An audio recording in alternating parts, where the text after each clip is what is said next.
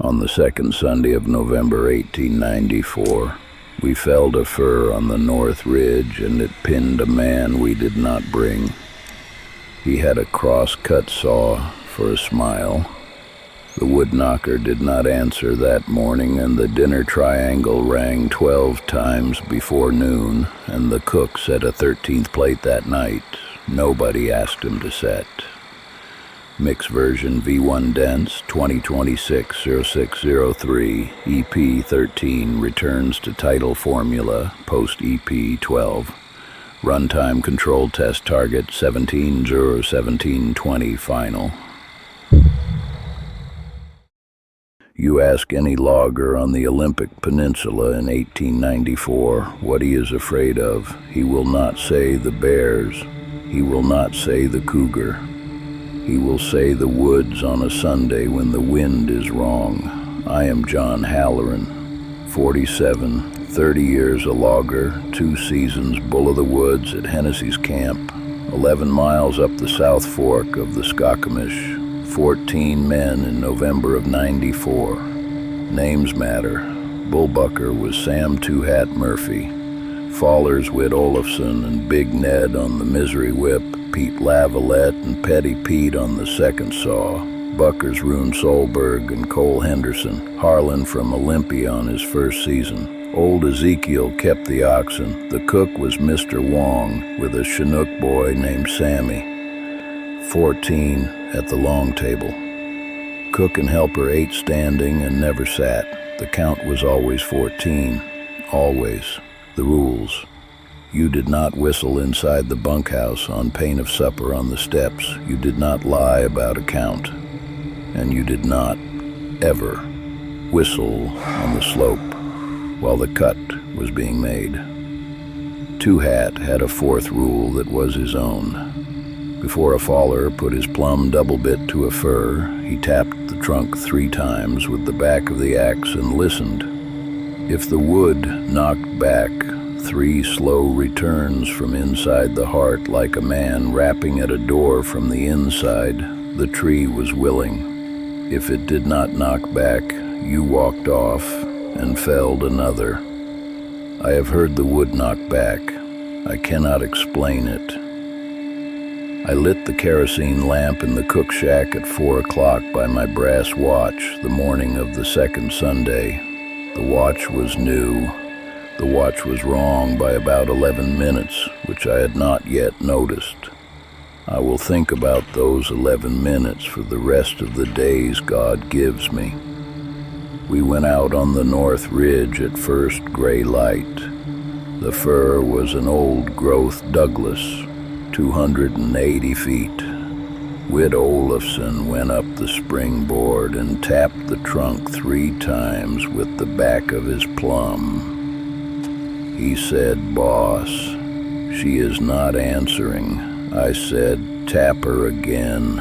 Whit tapped again. Nothing knocked back.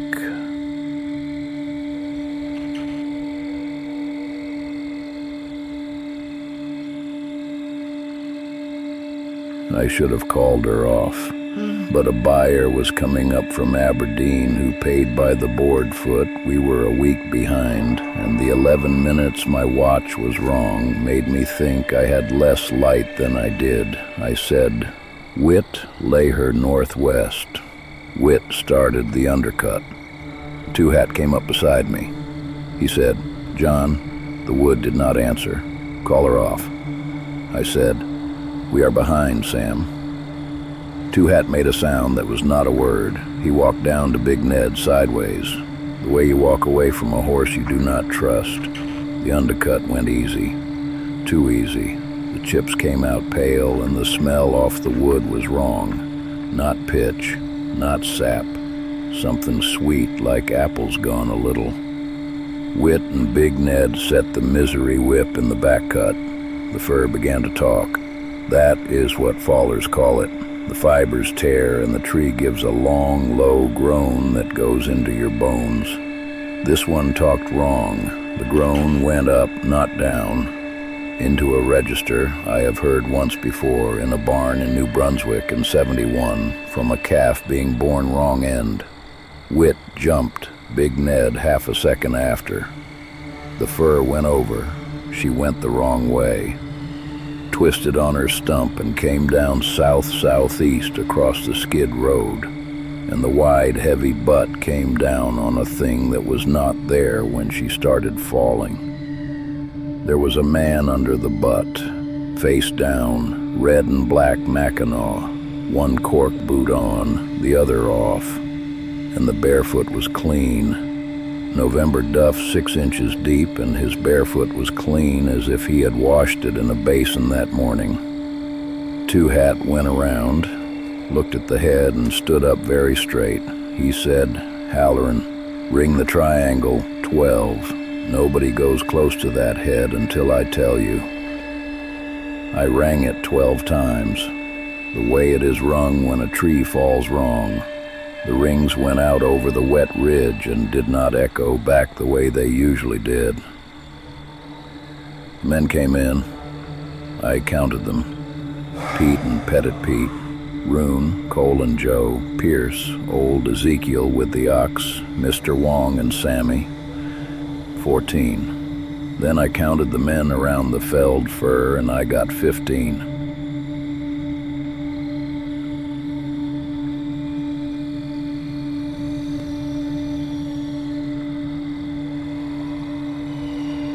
The 15th was the man under the tree. Every one of my 14 was accounted for. 2 had said, "Walk back to camp, John. We bring him in after sundown. Nobody looks at his face until then." I walked back. My boots felt like they belonged to another man. Supper was at 6. The men came in with hats in hand, the way men do in a camp where there has been a dying. Nobody said the dead man's name because nobody had given him one. He was under a tarp on the saw shed bench, Pierce watching. We sat. I was at the head, 2 Hat on my right.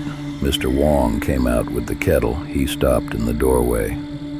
He looked at the foot end of the long table, the cook's end, where nobody sits, an old Hennessey rule. He said, "Mr. Halloran, there's a man sitting at the foot of my table." I looked. There was a man at the foot of the table, red and black Mackinaw, one cork boot on and one off, the barefoot tucked back under the bench. I knew it was clean.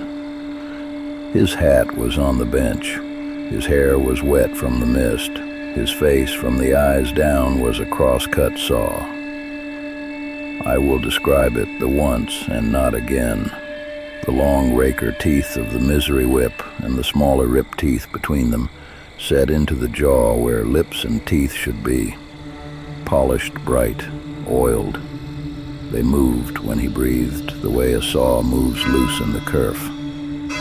His eyes above the saw were a logger's eyes.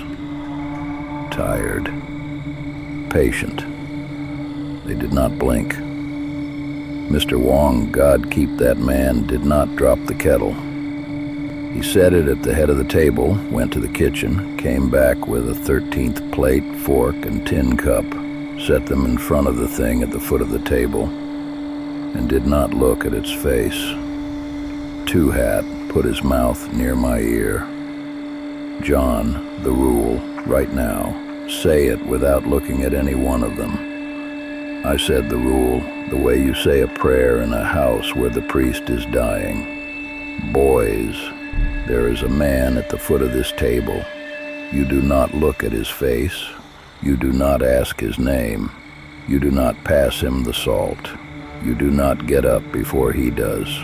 Tomorrow we work the morning shift, and at noon we walk south."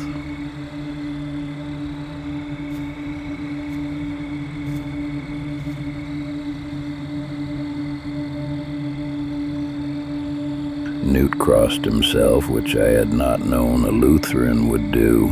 Cole began to cry without sound. Harlan looked up at me with eyes I have not forgotten, and I gave him the smallest nod. We ate. The thing at the foot of the table did not.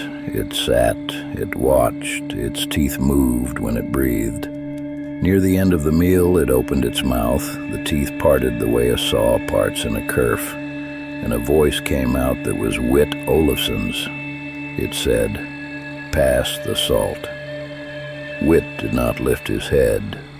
His hand near the salt twitched, and Two Hat put his hand flat on the back of it.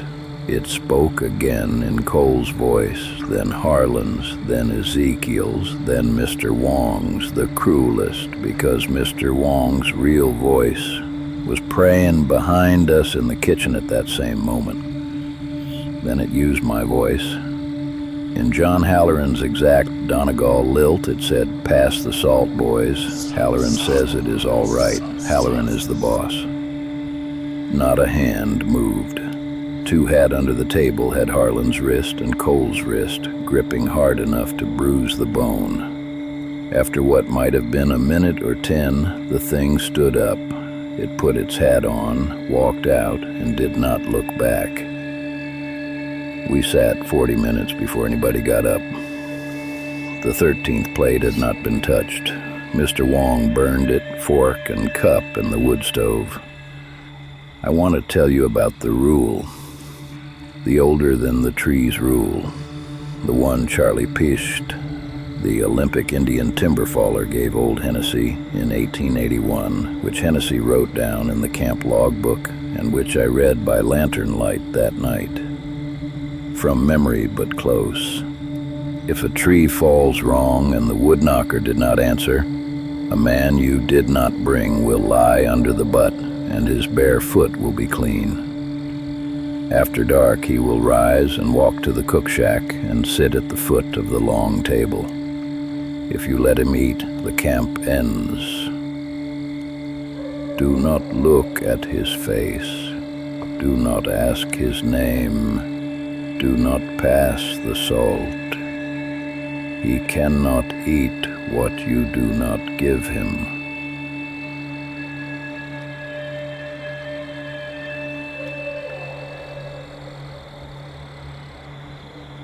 Work the morning shift as you always do. To leave at first light is to run, and he follows a man who runs. At noon, walk south, 6 days. Do not count yourselves on the trail. He follows the count. The camp may not be opened for 1 full year. Plates burned, door unbarred, triangle hung, fire out. Old Hennessey wrote under it in his own hand. I followed this at the Cedar Lake camp in 1881, and I am alive. The thing did not eat. I closed the logbook, went to my bunk. I did not sleep. All night, I heard footsteps on the cook shack porch, slow, patient, going up and down the way a man paces when he is waiting for a meal. Toward 4, the footsteps stopped. I said the rosary, and I did not say one of the names of the men in the bunks around me, because to say a name in the dark that night would have been to invite a thing to use it. At first light, I rose. The 13th plate was a black flake in the stove. The foot end of the long table had a single clean spot where the plate had been, scrubbed pale, the only clean spot on the table. We worked the morning shift. We bucked yesterday's fur into rounds. The man under the tree was gone. The tarp was on the saw shed bench, empty, folded once.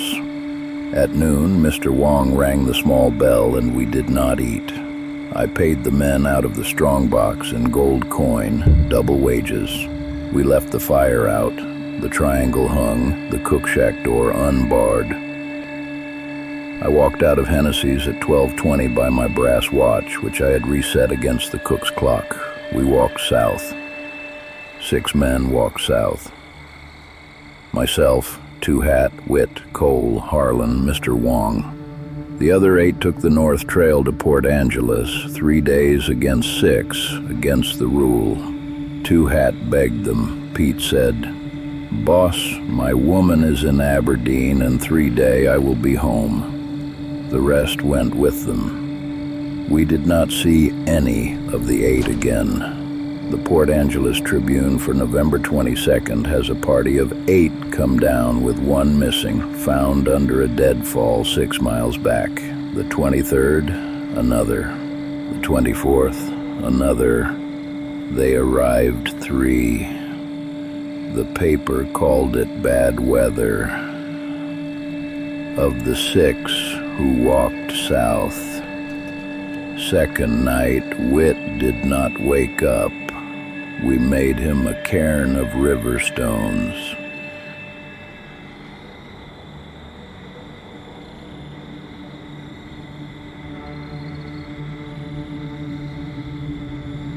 Third night, Cole sat up in his blanket and said, "Very clear, boss.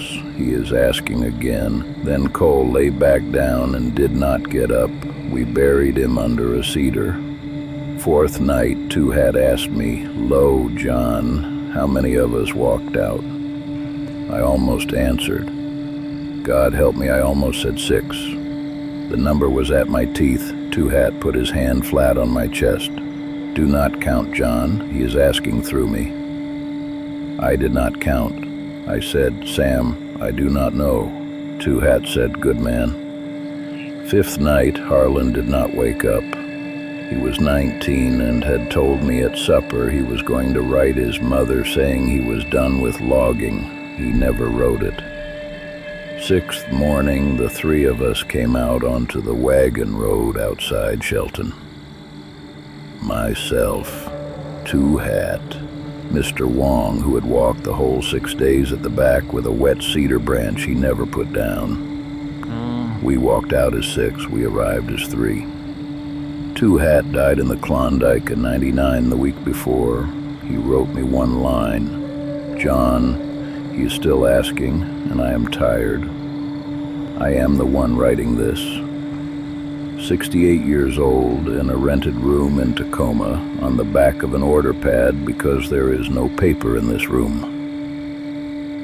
Hennessey's was reopened in November of '95, 10 months instead of a full year. The camp does not show in county records. After February of '96, I have not gone up to look. I sleep with a kerosene lamp lit. I do not let any man eat at my table. I take my meals downstairs and sit with my back to the wall, and I count nobody. Once a month, there is a knocking on the wall behind my bed in the small hours. 3 slow knocks, like a man rapping from the inside.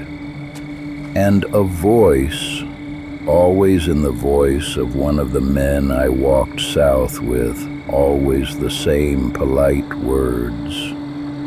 "Halloran, pass the salt." Audio director notes.